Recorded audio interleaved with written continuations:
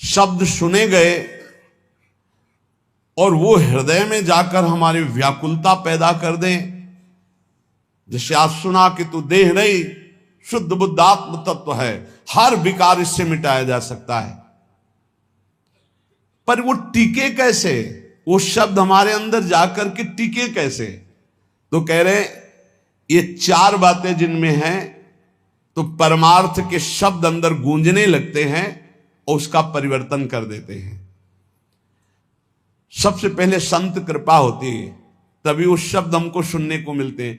कभी कभी ऐसा होता है कि पूर्ण भ्रष्ट आदमी के कान में भी जो भगवान के भजन में मगन संत जन है, उनकी जब बातें पड़ती तो जबरदस्ती उनका परिवर्तन कर देती है। उनका पावर जो भजन का है, कृपा का है गुरुजनों के, वो शब्द के साथ जाता है और जीव का परिवर्तन कर देता है। पर उससे आगे बढ़ने के लिए, जैसे देखा गया 4-6 महीने तो ठीक चला, हम फिर फिसल गए। वो उनके वचन का पावर आपको बिल्कुल नार की स्थिति से ऊपर उठाया था। अब आपको संभल के चलना पड़ेगा। ऐसा नहीं कि जीवन भर बस वो काम कर जाएगा, नहीं, एक बार आपको निकाल के अब फिर दलदल में गिरोगे जाके तो मरो। आगे ठीक से चलो। ठीक से कैसे चल पाएंगे? तो कह रहे गुरु शुश्रूषणम सत्य मक्रोधो दान में वच। शिष्टाचार की यहां व्याख्या नहीं कर रहे गुरु शुश्रूषण, यहां कह रहे गुरुदेव को समर्पित होकर उनकी सेवा के द्वारा जो हमारे अंदर गंभीरता आती है, सहनशीलता आती है, भागवतिक सद्गुण आते हैं, वही हमको इस मलिन माया के आकर्षण से बचाते हैं। जब हम गुरु सेवा में, तो फिर ये प्रश्न आ जाता है कि क्या सबको कहां इतना टाइम है और गुरु को इतना टाइम कहां है कि सबकी सेवा ले? तो गुरु सेवा आज्ञा होती है, आज्ञा। ये जो सत्संग हो रहा है, ये जो एकांतिक हो रहा है, ये जो आपको उपदेश मिल रहे, इनका पालन करना ही गुरु सेवा है। हाँ, प्रगट में अवसर मिल जाए किसी को कि कोई संत हैं, वो बीमार हैं, या वस्त्र धो देना है, औषधि दे देना है, भोजन दे देना है, ये बाह्य शरीर की सेवा है। आंतरिक गुरु सेवा है उनकी आज्ञा का, और ये सब कोई कर सकता है, आज्ञा पालन। कह रहे गुरु शुश्रूषणम, गुरु सेवा। इसीलिए शुद्ध ज्ञान प्रकाशित नहीं हो पाता, क्योंकि आज स्वयं सब गुरु बन जाते हैं। गुरु के अधीनता, गुरु सेवा, ये बहुत बहुत दुर्लभ बात है। धन्य है वो जो अपने गुरुजनों की आज्ञा में चलते हैं। नहीं, यहां सब प्रारंभ से ही मान के भोक्ता बन जाते हैं। प्रारंभ से ही गुरुगिरी हृदय में आ जाती कि मैं, वो बिगड़ गया। जब जीवन भर गुरुदेव की आज्ञा में रहा जाता है, तो उसके हृदय में गुरु तत्व स्वयं प्रकाशित हो जाता है। जब गुरु तत्व प्रकाशित हो जाता है, तो जानत तुम्हें हो जाए, उसमें फिर ब्रह्मविद ब्रह्मवि भवति, उसमें कोई फिर फर्क नहीं पड़ेगा। पहले महापुरुषों की सेवा में जीवन समर्पित किया जाता है। वेद का सार भाव है सत्य, और वो सत्य जागृत होता है गुरु सेवा परायण में।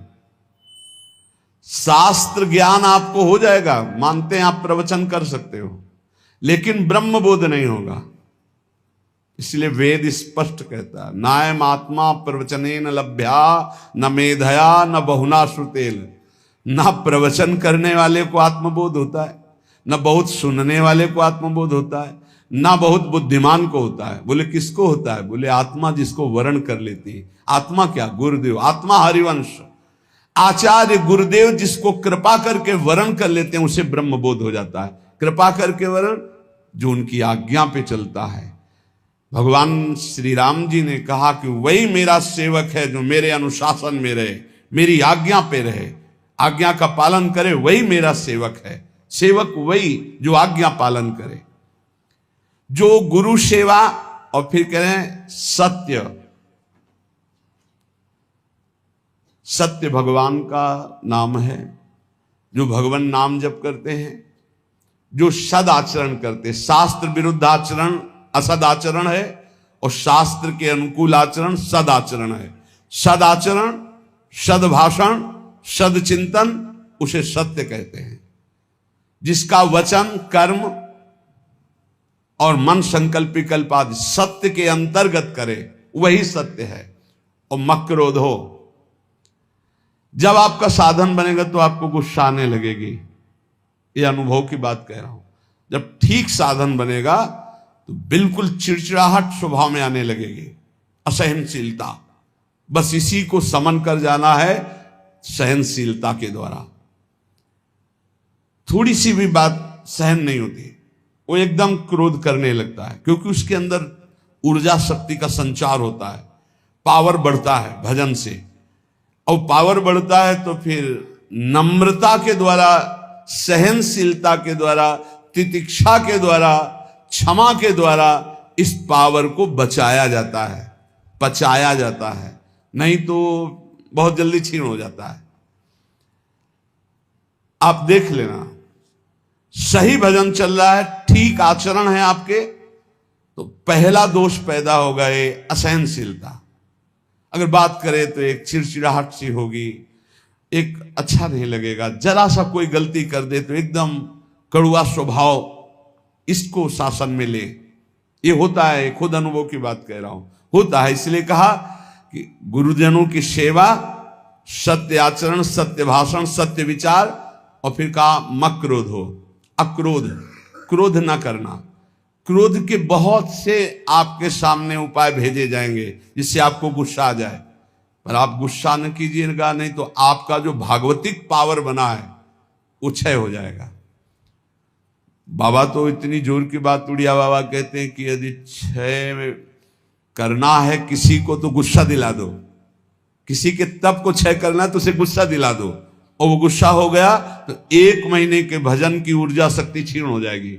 भजन तो नष्ट नहीं होता, लेकिन उससे जो अनुभूति होनी चाहिए वो नहीं होगी।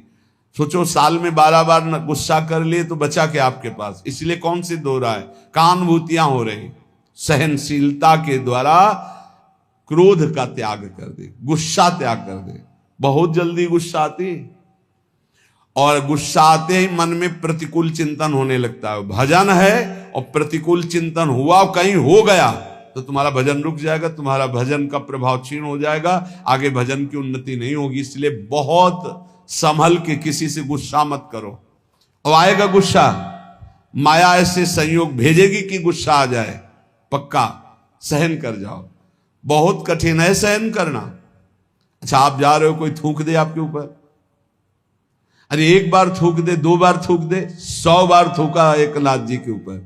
वो गंगा स्नान करके, गोदावरी जी का या गोमती जो भी वहां हो, महाराष्ट्र में कौन है, गोदावरी गंगा, तो वहां स्नान करके और बार बार ऊपर से गली में थूक देता। 100 बार थूका, नीचे उतर कर आया, साष्टांग दंडवत हुआ, गलती हुई, 100 बार थूका। बोले भैया तेरे जैसा कृपालु कौन होगा, 1 दिन में 100 बार स्नान करवा दिया, वैसे 1 दिन में 1 बार होता, लेकिन 100 बार तेरी कृपा से। बिल्कुल गुस्सा नहीं आया। कुछ लोगों ने तो पैसा दे के एक आदमी को लगाया, एक पंडित जी थे, उनसे कहा कि अगर आप एकनाथ जी को गुस्सा दिला दें तो इतनी आपको मुद्रा दे देंगे। घर गए तो अतिथि आए, उन्होंने सम्मान किया। जब उनकी पत्नी परोसने लगी तो पीठ में चढ़ गए। कुछ तो गुस्सा आएगा इनको, तो उनका बहुत संभाल के देखो, पीठ से गिरने ना पावे, इनको कोई कष्ट ना होने पावे, संभाल के। पत्नी का हम पहले से सावधान है, आप चिंता मत करो। तो उन्होंने सोचा ये तो फिर भी क्रोध, कितना उन्होंने उपद्रव किया। जब उपद्रव से बिल्कुल गुस्सा नहीं तो उनका थोड़ा गुस्सा हो जाते तो मुझे वो इतनी